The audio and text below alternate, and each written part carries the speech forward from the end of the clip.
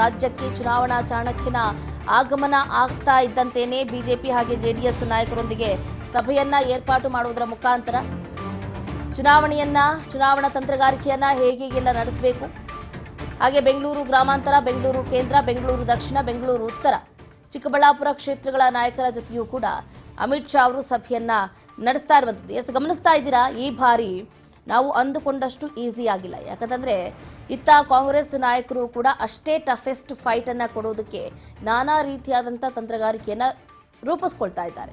ಇತ್ತ ಬೆಂಗಳೂರು ಗ್ರಾಮಾಂತರದಿಂದ ಕಾಂಗ್ರೆಸ್ ಅಭ್ಯರ್ಥಿಯಾಗಿ ಡಿಕೆ ಸುರೇಶ್ ಅವರು ಎದುರಾಳಿಯಾಗಿ ಅಖಾಡಕ್ಕೆ ಧುಮುಕಿದ್ದಾರೆ.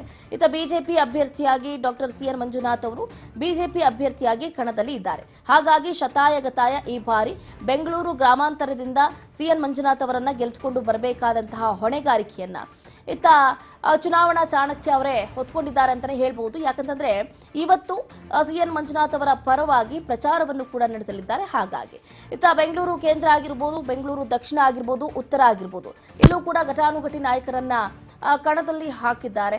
ಶೋಭಾ ಕರಂದ್ಲಾಜೆ ಅವರಾಗಿರ್ಬೋದು ಅಥವಾ ತೇಜಸ್ವಿ ಸೂರ್ಯ ಅವರಾಗಿರ್ಬೋದು, PC ಮೋಹನ್ ಆಗಿರ್ಬೋದು, ಈ ನಾಯಕರನ್ನ ಗೆಲ್ಲಿಸಿಕೊಂಡು ಬರಬೇಕಾದಂತಹ ಹೊಣೆಗಾರಿಕೆಯೂ ಕೂಡ ಇರುವಂಥದ್ದು. ಯಾಕಂದರೆ ಕಾಂಗ್ರೆಸ್ ಟಫೆಸ್ಟ್ ಫೈಟ್ ಅನ್ನ ಕೊಡ್ತಾ ಇದೆ.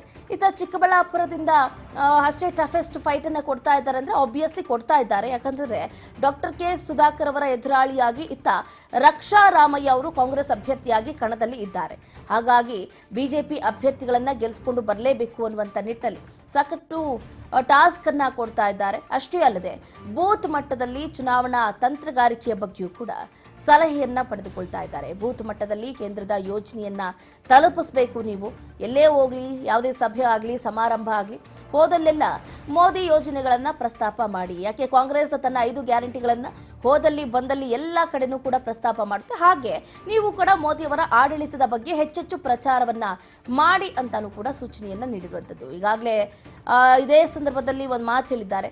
ಬೂತ್ ಮಟ್ಟದಲ್ಲಿ ನಾವು ಗೆದ್ರೆ, ಅಂದ್ರೆ ಬೂತ್ನಲ್ಲಿ ಏನಾದರೂ ಗೆದ್ರೆ ಕ್ಷೇತ್ರವನ್ನ ಗೆಲ್ಲಬಹುದು, ಕ್ಷೇತ್ರವನ್ನ ಗೆದ್ರೆ ದೇಶವನ್ನ ಗೆಲ್ಲಬಹುದು ಅನ್ನುವಂಥ ಖಡಕ್ ಸೂಚನೆಯನ್ನ ನೀಡೋದ್ರ ಮುಖಾಂತರ ಒಂದು ಉತ್ತಮ ಸಂದೇಶವನ್ನ ಕೊಟ್ಟಿದ್ದಾರೆ ಅಂತಾನೆ ಹೇಳ್ಬೋದು.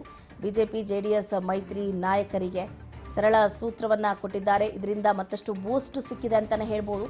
ಯಾಕಂದ್ರೆ ಅಮಿತ್ ಶಾ ಅವರು ರಾಜ್ಯಕ್ಕೆ ಆಗಮಿಸ್ತಾ ಇದ್ರು, ಸಮಾವೇಶ ಅದು ಇದು ಅಂತ ಬಂದು ಹಾಗೆ ತೆರಳ್ತಾ ಇದ್ರು. ಬಟ್ ಬೆಂಗಳೂರಿಗರಿಗೆ ಟೈಮ್ ಕೊಟ್ಟಿರೋದು ಅಂದರೆ ಐ ಥಿಂಕ್ ಇದೇ ಫಸ್ಟ್ ಟೈಮ್ ಅನ್ಸುತ್ತೆ ಬಿಜೆಪಿ ನಾಯಕರೊಂದಿಗೆ ಇಷ್ಟು ದೊಡ್ಡ ಮಟ್ಟದಲ್ಲಿ ಸಮಾಲೋಚನೆಯನ್ನ ಮಾಡೋದ್ರ ಮುಖಾಂತರ ಅವರಿಗೆ ಉತ್ತಮ ಸಂದೇಶವನ್ನು ಕೂಡ ನೀಡ್ತಾ ಇದ್ದಾರೆ. ಹಾಗಾದ್ರೆ ಕಾದ್ ನೋಡೋಣ ಸರಳ ಸೂತ್ರ ಎಷ್ಟರ ಮಟ್ಟಿಗೆ ಬಿಜೆಪಿ ಹಾಗೆ ಜೆಡಿಎಸ್ ನಾಯಕರು ಪರಿಪಾಲಿಸ್ತಾರೆ. ಹಾಗೆ 33 ದಿನಗಳಲ್ಲಿ 24x7 24 ಗಂಟೆಯೂ ಕೂಡ ಕೆಲಸವನ್ನ ಮಾಡಬೇಕು. ಯಾರೊಬ್ಬರು ಕೂಡ ರೆಸ್ಟು ಅಂತ ತಗೊಳಕ್ ಹೋಗಬೇಡಿ. ಚುನಾವಣೆ ಬೇರೆ ಸಮೀಪಿಸ್ತಾ ಇದೆ. ಈ 33 ದಿನಗಳಲ್ಲಿ ಎಷ್ಟಾಗುತ್ತೋ ಅಷ್ಟು ಕೆಲಸ ಮಾಡಿ ಅಂತ ಅಮಿತ್ ಶಾ ಅವರು ಸೂಚನೆಯನ್ನ ಕೊಟ್ಟಿರುವಂಥದ್ದು. ಬಳಲಿ ಬೆಂಡಾಗಿರುವಂತಹ ಮಂಡ್ಯ ಸಂಸದೆ ಸುಮಲತಾ ಅಂಬರೀಶ್ ಅವ್ರಿಗೂ ಕೂಡ ಕರೆ ಮಾಡುವಂತಹ ಸಾಧ್ಯತೆ ಇದೆ. ಮೈತ್ರಿಗೆ ಬೆಂಬಲ ನೀಡುವಂತೆ ಶಾ ಮನವೊಲಿಸುವಂತಹ ಸಾಧ್ಯತೆ ಹೆಚ್ಚಿದೆ. ಪಕ್ಷದಲ್ಲಿ ಸೂಕ್ತ ಸ್ಥಾನಮಾನದ ಬಗ್ಗೆ ಅಮಿತ್ ಶಾ ಭರವಸೆಯನ್ನ ಮೂಡಿಸಲಿದ್ದಾರೆ. ಸೂಕ್ತ ಸ್ಥಾನಮಾನವನ್ನ ಕೊಟ್ಟರೆ ಸುಮಲತಾ ಮೈತ್ರಿಗೆ ಜೈ ಎನ್ನಬಹುದು ಅನ್ನುವಂತಹ ಟಾಕ್ ಕೂಡ ಇದೆ. ರೆಬಲ್ ಲೇಡಿ ಮನವೊಲಿಕೆಗೆ ಅಮಿತ್ ಶಾ ಅವರು ನಿರ್ಧಾರವನ್ನ ಕೈಗೊಂಡಿದ್ದಾರೆ. ಈಗಾಗಲೇ ಏನು ಮಂಡ್ಯ ಲೋಕಸಭಾ ಕ್ಷೇತ್ರವನ್ನ ಬಿಜೆಪಿ ತೆಕ್ಕೆಯಲ್ಲೇ ಇದ್ದಿದ್ರೆ ಮಂಡ್ಯದಿಂದ ಸುಮಲತಾ ಅಂಬರೀಶ್ ಅವರು ಸ್ಪರ್ಧೆ ಮಾಡಬಹುದಾಗಿತ್ತು. ಆದರೆ ಅದು ಸಾಧ್ಯ ಆಗಲಿಲ್ಲ.